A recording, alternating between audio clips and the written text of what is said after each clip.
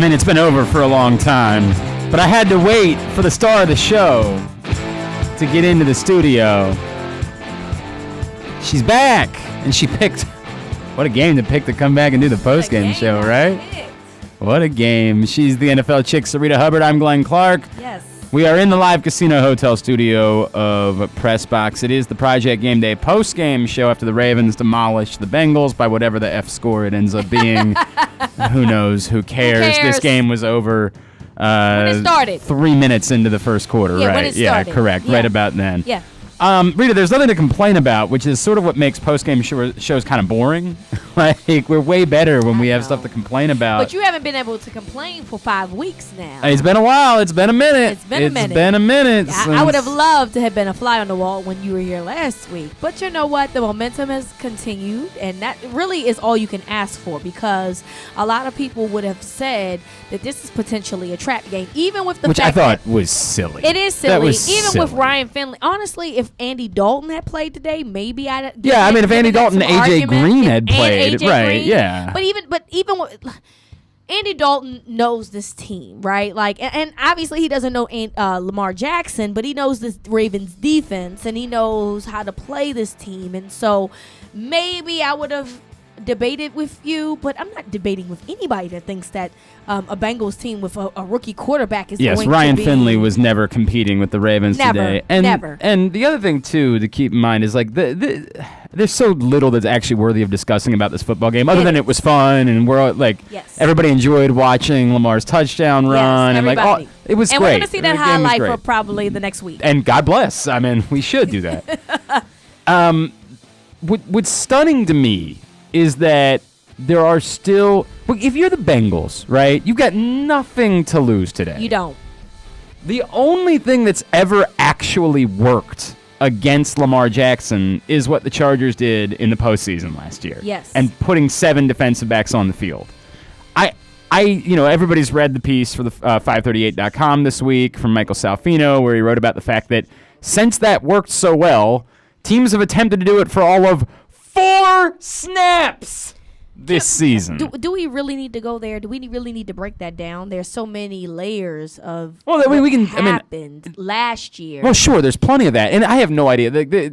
People got really worked up about the idea that there was headline, there's a blueprint for beating Lamar Jackson. That's not what the story said. You're getting worked up about a headline and not actually reading a really relevant story like that absolutely has warranted points that the rest of the league should probably discuss. I don't know if we can do that in 2019. Lamar well, we're not. You're right. We're not capable of having that conversation. I hear you. And I don't know that 7 defensive backs would stop Lamar Jackson. But here's what I know. You're the Bengals. You're not good enough to try to do it otherwise. So try to do something. Why wouldn't you? You are saying that if you're the Cincinnati at Bengals. minimum, do something that you believe that has worked in the past. Yeah, give it a shot. Even if we realize that Lamar is obviously not the same guy that was in the playoff game last year, but at the end of the day, it worked. Right. So if you want to try something, or, right, being the 2 teams that did beat the Ravens this year, seeing what they did, which, well, in the Cleveland situation, they flat out just scored the funny thing now is that we realize the Cleveland thing is such an anomaly because Brandon Williams wasn't on the field. Well, tell that to Cleveland fans, because they love bringing up. I'm not. Look, they won the football game. It's what it is. That's fine. And I like to remind people that a broken clock is right twice. Well, but it's in dissecting where we are in Baltimore. Dissecting what happened in the Cleveland game is fairly simple.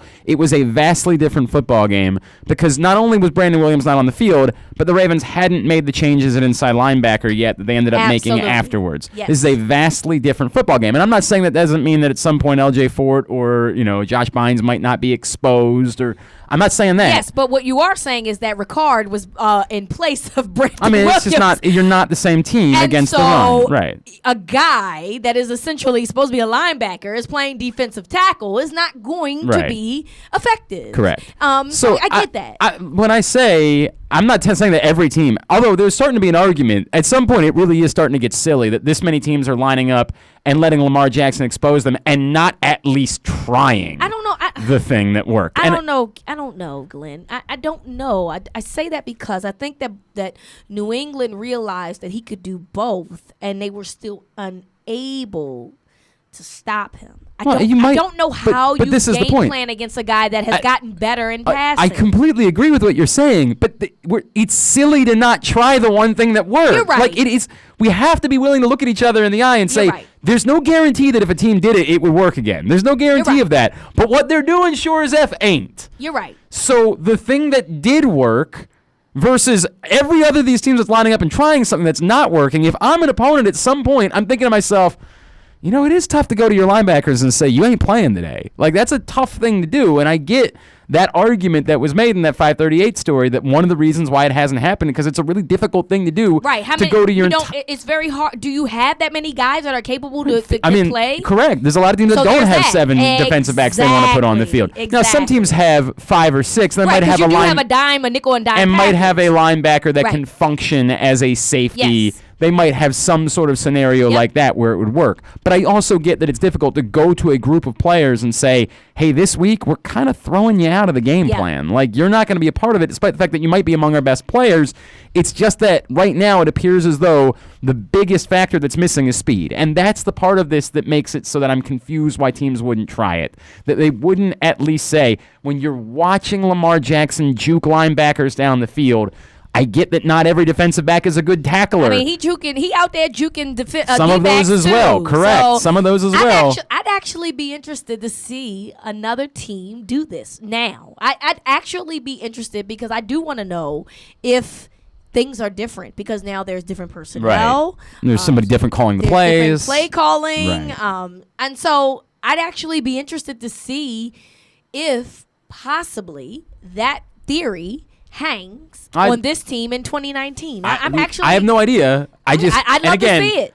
I'm just really specifically speaking about the Bengals. The Bengals, like I know. You're awful. What are you doing? I mean, you're trying to line up and just beat this team with your guys. Like, what are you doing right now? It's not good. As far as this football game is concerned, it was fun. It was neat. Blah blah blah blah blah. It's over. You move forward. You're 7-2. Your goal now is obviously trying to become the number 1 seed in the AFC. That's the next thing that's out there. Until there's something that suggests that there is a conversation to be had about somebody challenge you in the division, you assume right now your goal is beyond just winning the division because there's no real threat. This is a seeding situation at this So point. in order to become the number 1 seed in the AFC, you still have to make up another game against the Patriots. Yes. Good news being the Patriots have a tough schedule. Yes, they do. Bad news being, now that you've gotten through this, the Ravens also have a tough schedule over the course of the next 4 weeks. Yes. And so the question for me is way less about what happened today because to some extent, 49-13. I have no idea what the score was going to be going into the day. But you knew they were going to win, and you know they were going to win handedly. It was almost silly that once A.J. Green was out, the line for this game didn't jump up from 10 points to like 17 points, right? Like, it was almost comical to me that they kept the line fairly similar, despite the fact that A.J. Green didn't play in the game. Got that one wrong, Vegas. Yeah, I don't know what that was. That was really weird. But I guess divisional rivalry, maybe. I mean, whatever. I mean, against the 0-8 team, you still screwed that one up. I mean, seriously, what are we doing? So the question becomes, how confident are you in this team's ability to, let's say, go 3-1 over the next 4 weeks against the Texans, 49ers, Rams, and Bills? Because if they can, they're going to give themselves a chance. Now, they might need to win all 4 in order to get the number 1 seed. It might be that you're playing in that type of territory where even one loss in this process ends up dooming you. Yeah. And just in terms of getting the number 1 seed, the Patriots might lose another game in this, but you just don't know. They're the Patriots. That's the way it works. How confident are you in their ability to go at least 3-1 in this stretch in trying to get the top seed in the AFC? I'm going to say that I am confident in this team because I'm going to be quite honest with you. I did not see them winning against Seattle. I certainly didn't see that. Yeah. With New England, I knew that New England hadn't played anybody, but they're still the Patriots, right? And they were still undefeated, and they were still the Super Bowl champions. Agreed. And so I went back and forth about that game. I thought that the Ravens had a chance, but I think ultimately I decided that I didn't think that they would come out with a win, although I was confident that they would absolutely play hard and be close against that team. And so the Ravens do nothing but continue to show us that they are better than what we think they are. and minus the slip up against Cleveland, right? That it happens, right? Sometimes it happens. It was early in the season. It happens. Now they've caught a rhythm, and I think that even though the stretch is hard, I think that they do have an opportunity. You play the Texans at home. The Bills is a different story. You play them in Buffalo in December. Who knows what the weather is like? It's weird to me, Rita, because I'm so beyond the Browns. The Browns game does not worry me at all. It doesn't really worry me either. It really is to me an anomaly in what the season looks like. What I would say is more of a concern for me, if I have a concern, right? And I absolutely think the Ravens are capable of winning. When you beat the Seahawks in Seattle, they can compete with every team that is clearly on capable their of beating schedule. every team in the NFL. Absolutely. Right. Now, in terms of whether or not you will and what actually occurs, I have more concerns about what happened against the Chiefs because I'm looking at Deshaun Watson But next that week. happened already. No, I understand. But what I'm saying, when I project that forward, right. I have less concerns about what happened against the Browns because the Browns, to me, it's such an anomaly. But what happened against the Chiefs is more of, if I have a concern about this football team, and I do, it's that at some point the lack of pass rush is going to catch up to them. We can talk about how they scored touchdowns defensively today, and they did, but let's be fair. They started doing that once they were already up 21-3 or whatever. Fair. And Ryan Finley had to start throwing the ball 100 times, and they just had to start doing silly things in Cincinnati. Yeah. All that being said, I still think the Ravens' defense as a whole is good enough to win when their offense is playing as well as they are. Agree. I don't know that the pass rush is going to be good enough to beat a quarterback that's capable of extending plays if the game comes down to that, right? I'm going to argue this point with you because I've always believed that the Chiefs game was another anomaly because I believe that coaching did not do that offense I thought they had a terrible game plan. I agree with that. They had an awful game plan. The Chiefs had one of the worst run defenses in the league, and they wanted to come out throwing because they wanted to make this some type of Lamar versus Patrick Mahomes showdown, which is ridiculous to me. Well, and I don't, whether it was about that or the argument they made that we felt we had to score 1 billion points in order to beat the Chiefs today. Okay, fine, right? But in my belief is that they wanted to make this some type of real showdown, real quarterback showdown between the two guys. And my thing is that when you do stuff like that, you take away from what it is that is going to put you in a better position to win.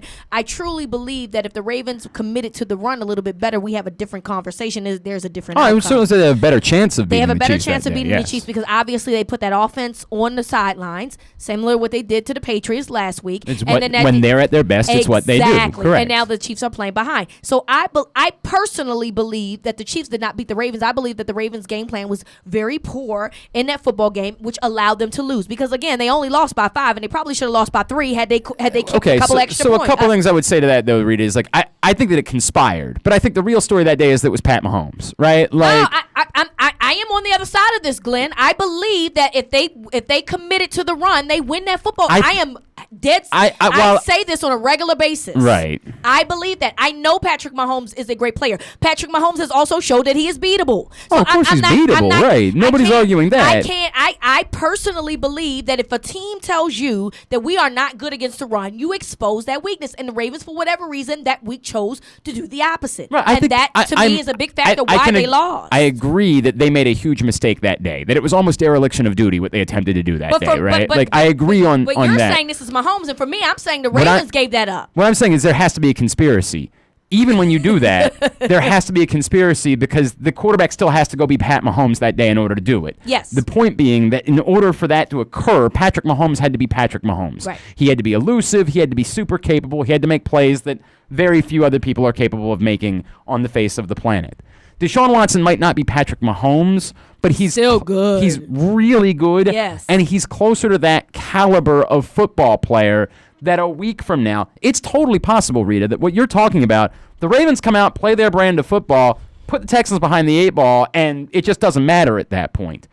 But if it is a competitive, close football game next week, what happened against Patrick Mahomes is more concerning to me moving forward because the one issue that I have is that the lack of pass rush suggests they're going to allow really good quarterbacks to be able to make plays at certain points. If they get up 17-0 like they did a week ago against the Patriots, nobody's beating them. This is the reality of who the Ravens are. If they can do what they do and put teams that far behind, you can't come back and beat the Ravens. You can't do it. They're too good at what they do in order for you to be able to come back. But if they get into a matchup game, if they get into a game where it's counterpunch, counterpunch, counterpunch, then their lack of pass rush will concern me as the game goes on, because Deshaun Watson is so super capable of making plays throughout the course of a game. Can we agree that getting pressure on the quarterback has been much more effective now than it was early on in the season? Because I believe that they have improved. In that regard. Boy, that's tough, Rita. I believe that they've improved. I'm not talking like sacks. To me, obviously, people will try to use sacks as an indicator, and I don't know if it's any different. But I'm specifically talking about adding pressure, getting the quarterback to be uncomfortable. I believe that they've improved. I think they've been advantageous. I think when the game situation has been favorable for them, they've looked better in those departments, right? In the first half against the Seahawks, they got no pressure on Russell Wilson whatsoever. When things changed after Russell Wilson made the worst throw of his career, and suddenly they were playing from in front, and they were starting to, just run the S out of the ball and drive it down the Seahawks' throats. Well, then suddenly now that the Seahawks get out of what they want to do, which some people would say is a mistake to begin with, they run the ball too much, but when they get out of what they want to do and they're forced to do other things, then the Ravens have more of an advantageous pass rush. Fair. I think and today, again, from moment one... We forget today, right? But last week against New England, I felt like that they came out from the gate and they were aggressive, and maybe it is because they started off 7-0. I mean, right? I don't know. I think that's more of a story. I think at some point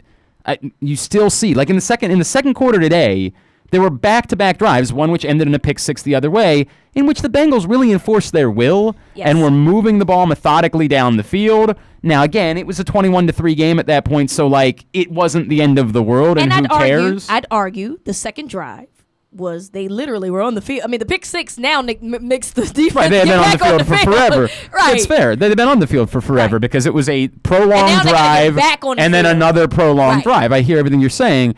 But at that point, they showed nothing in terms of signs of being able to win those types of matchups from the pass rush outside of Matt Judon. And I do want to be very careful about what I'm saying. Matt Judon's played very well this season. Absolutely. Matt Judon's been very good. He's going to get a boatload of money this offseason, wherever it's going to be. Matt Judon has played very well. But what we're saying is that's it. Yeah. That's it. That's all there is that one guy. And if he doesn't he's not the one to go make the play, nobody else is doing it. Yeah. They're not getting pass rush from anywhere else. They're not getting pass rush, but I do believe that they're getting better pressure. And I know you're saying is that, well, I think it's the situation at hand. If they're up or if they feel the momentum shift, then they add the gas. Right.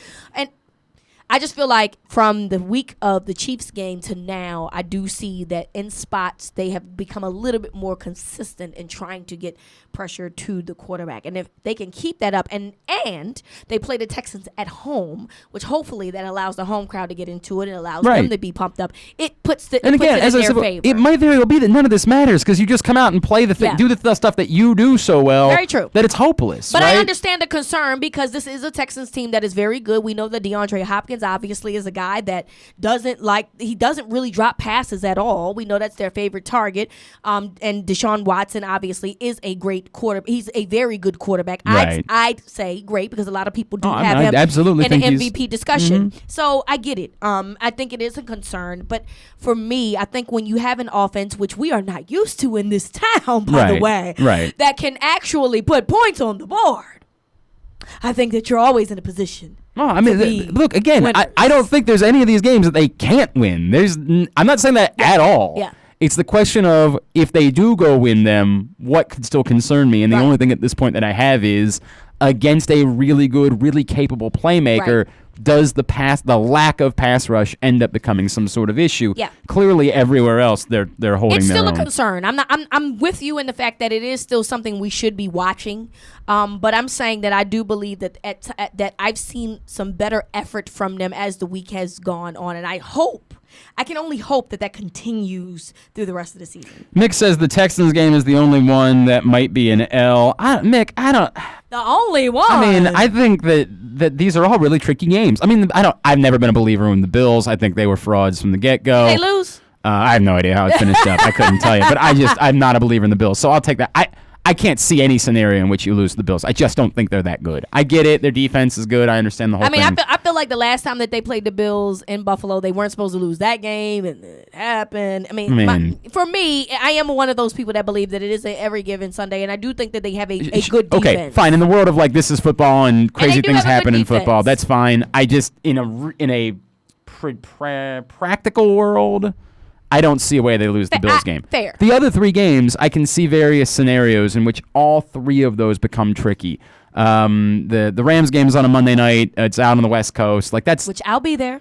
Oh, you headed out? That's cool. That's very cool. I will be supporting my team. The one game is Deshaun Watson, and he's just super good and could end up being Superman and be the guy that makes incredible plays. The Texans are weird, though. Like, they're too inconsistent for me to, like, truly. This year? Yeah, they barely beat the Raiders at the end of that game. But the Raiders have shown that they are just one of those teams that are very annoying. They hang around. It's fine, but it's just a team that, like, a Texans team that you look at on paper and say they should be really good. But we know football, Glenn. I know that. This is not how that goes. I know that. They're just still a little too inconsistent for me to fear that game. You're saying that opponents that they are supposed to be beating, they are not beating down, basically. You're saying that these are teams that, in my opinion, like, okay, the Raiders, I don't know what they are. I really don't know. You're saying that, but though you believe that the Texans was supposed to beat the Raiders, and the Raiders somehow found a way to stick around. It's just more.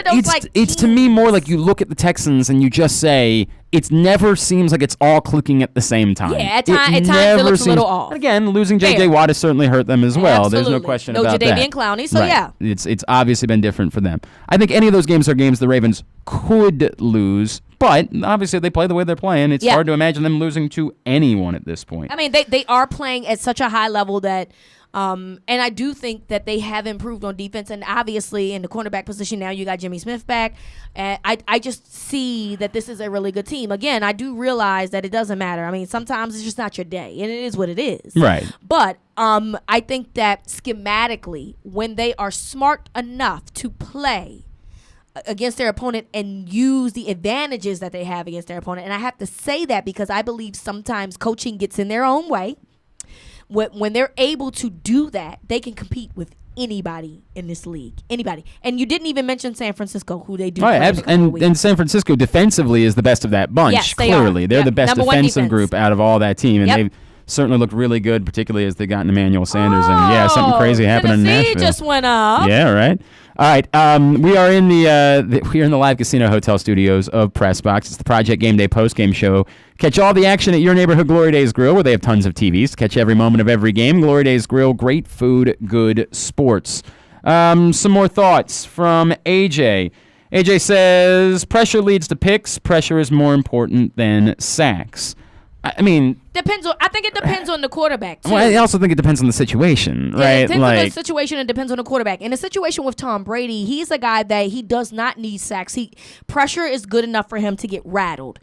In situations where it is maybe a Deshaun Watson, pressure is not enough. Unfortunately, he's too capable of eluding that pressure to get a play. And that's why I say specifically it concerns me against the Texans, right? It wouldn't concern me maybe the same way against other teams, but specifically against the Texans. I agree. My concern is that the one real area of weakness is you've got to go finish those plays, because just getting in the mix ain't enough to beat Deshaun Watson. He's too good at extending plays, too good at making something happen downfield. So, I hear you. I hear you that it feels like right now maybe it's not sacks, but the pressure's enough because the secondary is so good. That's a week-to-week thing. And as we even saw against the Patriots, even a really good secondary at times can be picked apart. Like, there's only so much you can ask defensive backs to do, even a group that is as good as what we've seen from the Ravens of late. Josh Allen is another example of a guy. Like, I'm not high on Josh Allen. I know that he's played well for the Bills, but I'm not high on a guy like Josh Allen. But he is a guy that if you put pressure on him, it's not enough. He can get out of the pocket. He can make plays out of the pocket. He can run out of the pocket. So capable. It depends. It all depends on the quarterback that you're playing. That goes by what you're saying in that regard. Paul says Ravens need to pick up another pass rusher. Paul, excuse me, they went for 2. I just would like you to know that. That was super. They needed to go up by 3. There was no difference between up 1 or 2. But I didn't think that they had the nerve to do this here. I didn't. I did not. No. That would be awful. If I'm they, sorry. Okay. I'm sorry. I didn't Right. think the Titans were capable of actually doing something smart. It is remarkable what they've been doing. Paul. Unfortunately, the time has come and gone to pick up a pass rusher. At this point, you'd only be able to get whatever is sitting on the scrap heap. Now, somebody would say, "Hey, the Ravens found L.J. Ford on the scrap heap.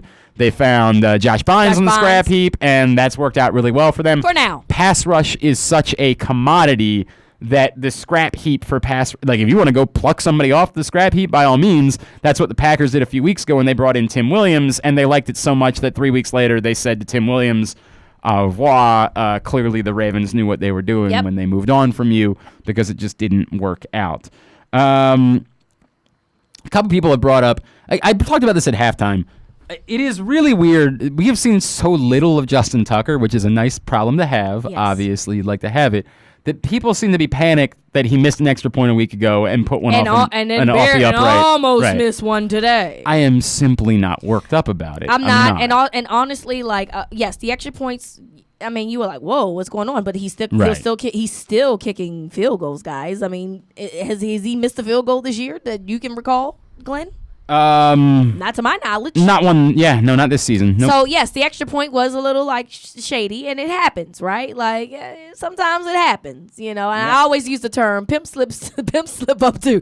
And so you know what? Justin you got a good point. Justin Tucker, the pimp, the kicking pimp, just slipped up that day. But in terms of field goals, and somebody can correct me if I'm wrong, I don't recall him missing a field goal.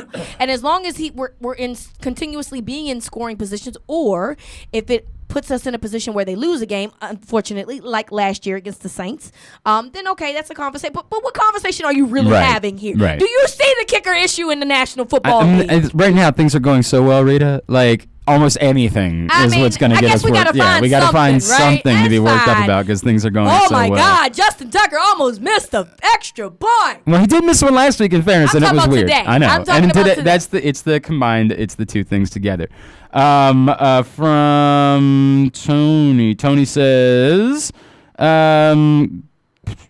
Glenn, do you think that at some point today the Ravens had the idea that they needed to throw the ball a little bit more and not run to the middle of the field? Oh, we talked about this during the week of the show, Tony. That's actually a good point. The not run the ball in the middle of the field with Lamar simply because he took a couple too many hits a week ago.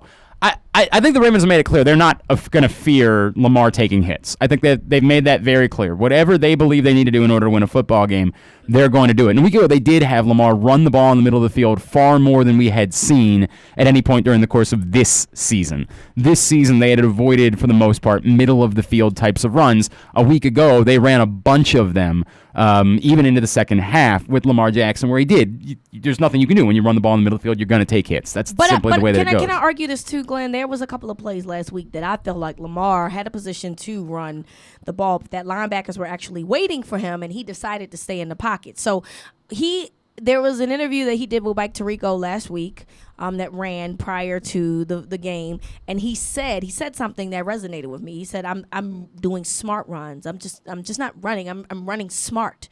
And so I think that what y'all don't really give him credit for is that when he sees the linebacker there, if depending on the position, sometimes he just decides to just sit there and not take the hit and waits. Right. If he really feels that he has a lane and he has an opportunity, then he does it. But I don't think that he just runs out there and he puts himself in harm's way. I think he does that smart enough. I really do. The Titans are going to beat the Chiefs if they block the field Thank goal. You. So, and that actually really does hurt the Chiefs, who I thought could still get into 4 losses. I thought they could get into the conversation for the number 1 seed. This really hurts their chances of getting back into the conversation for the number 1 seed. Look, die well. Right. So a couple of things to say to that. I think that's a different conversation. Specifically a week ago, the Ravens thought the scenario called for more runs in the middle of the field to keep drives alive, to do what they left more of that on the table, that it was going to be an option to run in the middle of the field. My point after the game, anybody who's concerned about it, is the Ravens are saying we're just going to do what we need to do in order to win games.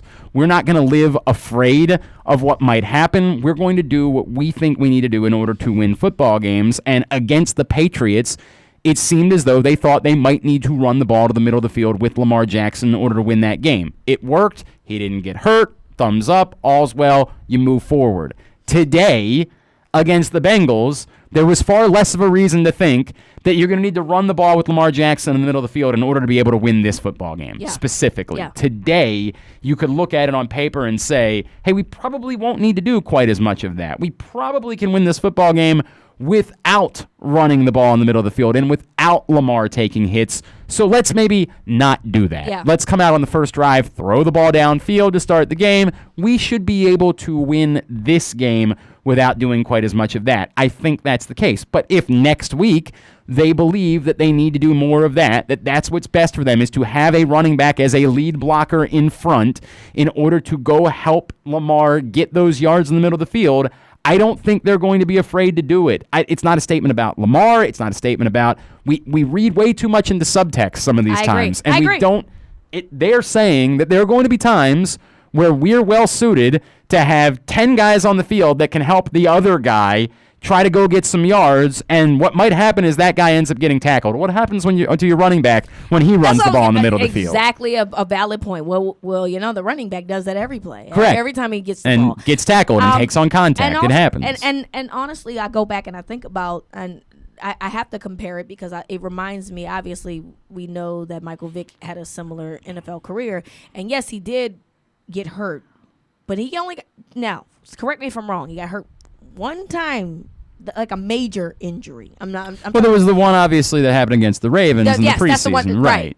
That's a major, and so but after that, everything else was just kind of like, quarterbacks do get hurt, guys. I don't know if you know this, but breaking news: quarterbacks do get hurt. Patrick Mahomes is an example. So I'm saying that to say that guys that are mobile and that can run doesn't necessarily mean that they're going to get hurt. That's a bigger picture conversation, right? Like that's a bigger picture. But it has to be said because people are saying people are saying that, like you said, people are like, why is he running this? Why is he And again, your point is that they're trying to win the football game, and again, it doesn't necessarily mean because he's running the ball he's going to get hurt. Well, I think it's different, but I think it's different week to week. I think at some point they're going to say he might, in the same way that all of our guys might. But guess what? Any quarterback might get hurt. Everybody might get hurt. Every quarterback might get hurt week to week. It doesn't matter. He can stand in a pocket and get hurt. 100% true. What they're saying, in the middle of the field, everybody's at more risk because you're just going to get contact in the middle of the field. There's no way. You can be Lamar Jackson and be elusive as hell. Yeah. If you run the ball between the tackles, you're going to take on contact. Unless you're a miracle worker. Yes. It's going to happen that way. And it's been fine. And sometimes the Ravens are going to say, okay, he's going to go run the ball in the middle of the field and take on contact. Or you could be a guy like Drew Brees who was standing in the pocket and broke his thumb. All of these things can occur. They happen. Right. But again, I think the two are completely different. No. I'm saying it's not the conversation. The point is running the ball in the middle of the field specifically saying we're going to have our quarterback run the ball in the middle of the field is not something anybody wants to do. You don't want to do that. And it's been fine. If you need to, in order to beat a team, go do it. Go do it in order to win that football game. Go do it in those circumstances. If you don't need to do it to beat a team, well, you don't need to do it for fun. For fun today against the Bengals, the Ravens didn't need to run the ball with Lamar Jackson in the middle of the field just for the hell of it. It's who he is. Well, but they didn't do it. They didn't design plays like that. He did take off running at times and get around the tackle. The Browns are going to hold on and beat the Bills. He took off running at times, but they didn't design plays that involved Lamar Jackson running the ball between the tackles because to beat this team today, they didn't need to do that. Yeah. And they don't want to do that because you don't want your quarterback running the ball between the tackles. Yeah. But if next week against the Texans, they feel like they need to do it, they're just going to say, okay, we'll go do it. That's the way we're going to go about. We're not going to live in fear of what might happen on these types of scenarios or in these types of scenarios. Yeah, Stephen Hauschka missed some kicking problems elsewhere. You heard about Justin Tucker? Remember Stephen Hauschka?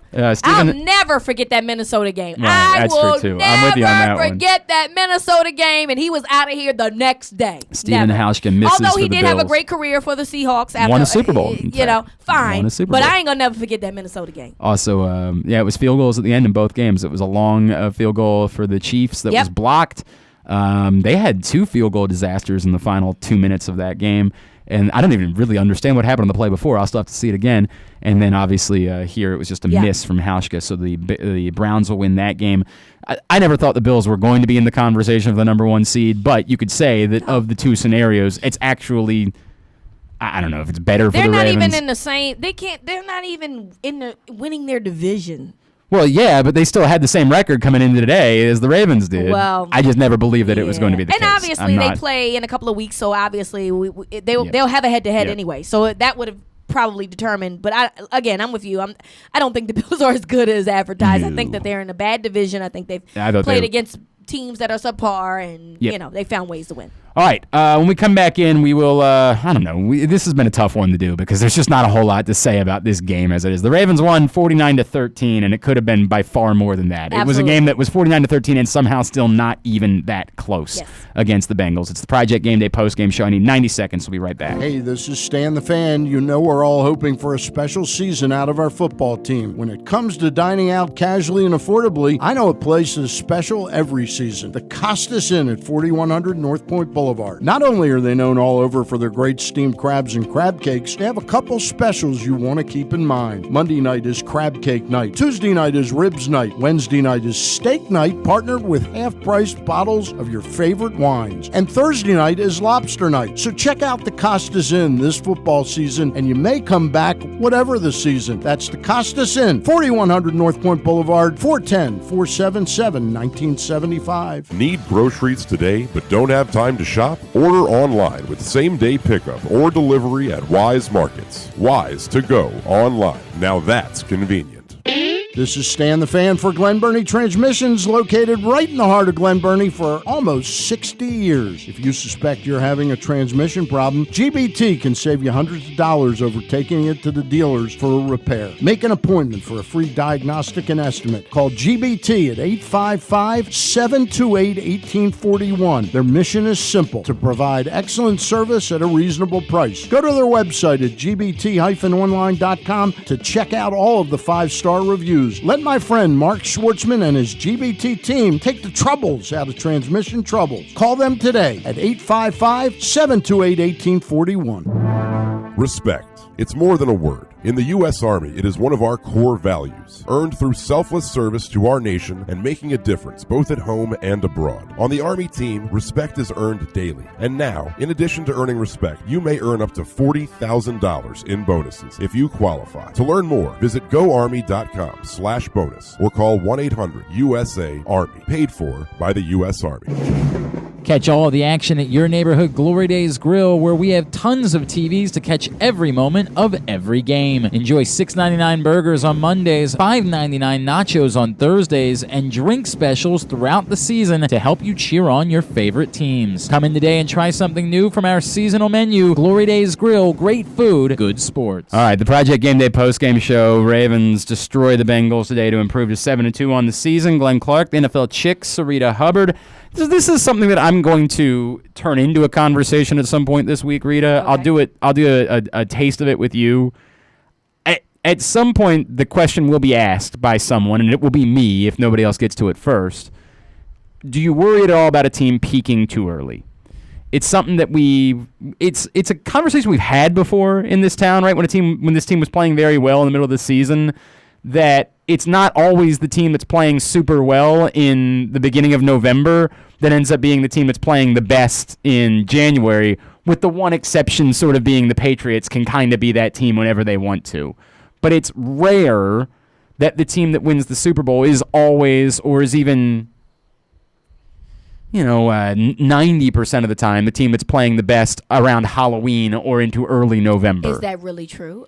Now, I say this because, correct me if I'm wrong, Glenn, but I believe that the Ravens were 9-2 in 2012. They were something along those lines. They played their worst football shortly after that, right? Yes, and that is true. That is true that they did struggle down the stretch. But I bring up that point is that they still obviously overcame those obstacles. They still ended up winning the Super Bowl. And so, yes, I can hear you. But at one point, this team was 2-2. They just so happened to be on a losing. So the first quarter of the season, they were. Look, I'm not trying to suggest that it's a bad thing to be 7-2. I'm not saying that at all. Yeah. You would prefer to be 7-2. You prefer to be 9-0. Frankly, that's the way it goes. Yes.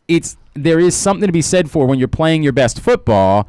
It does allow teams to try to adjust to your best football, whereas the teams that play their best football at the end of the season, it tends to be that it's hard for other teams to catch up to it because they didn't see it. They don't have that film to look at. In the postseason in 2012, no one had film of the Ravens airing it out and letting Joe Flacco be the singular reason why they win football games because they didn't do it. Yes. So teams were struggling to catch up to it. Even the best teams in football were struggling to have answers to it, in part because it was something so different than what they had seen from the Ravens all season. Well, you watched the game today. Well, how do you defend that? How There's- do you defend? Obviously, well, number as we 8? talked about at the beginning of the show, you can try something else, and I How? don't know. But And I that's would, the thing. And I would encourage some teams to start thinking about it. But it's hard. You don't know course. what he's going to do. Of course you it can is. put. I don't care how many spies you put on him. You could put 3 spies I on him, get and he that. can throw the football. I know, guys, this is hard to believe because a lot of you didn't believe this. You didn't want to believe this. I know, but he can throw the football, and he's proven that he can throw the football. So you can do. When you try to eliminate the run, he's going to pass. When you try to eliminate the pass, he's going to run. This specific guy is so hard to game plan against because he's so dynamic. He's so I understand good at what he you're saying. does. You can do the best. All you can do is do the best that you can. What I would compare it to is we said really similar things a year ago at this time about Patrick Mahomes. Well, to be fair, that Kansas City defense is not good. I understand what you're saying, but yet when they got to the playoffs, the story wasn't just that the defense was so bad. Yes. The Patriots figured something out in order to beat Patrick Mahomes in the second half. Yes, Now, and then they woke up. what's that? Then they woke up. What do you mean? They played. The Chiefs came back and played in the second half, and they made it close. Right, they made it a game. tie Absolutely, they made it a game. There's no question about that. But the Patriots still figured something out. You're and I'm right. not. You're right. What I'm saying is not. Look, I get it. This is a great position to be in, and I'm not saying that there's anything that says that this means that they can't go win a Super Bowl. Of course, they can go win the Super Bowl. It's a question of at some point is there any reason to think that you would, as nice as this is, rather it be occurring in December than be occurring right now? Yes, I agree that that's going to happen. However, that I would rather that happen. However, I do think that because of the team that this is, it's different. It feels different, right? It feels completely different from the teams that we are used to having in this town. And I say that because we are not used to having an offensive powerhouse here. And so now they have shown us that they can put up points with anybody. You've said this numerous times on this broadcast, is that the Browns are an anomaly. You looked at that game as an anomaly, and I agree with you. I agree. I think that the Ravens offensively weren't playing well that day.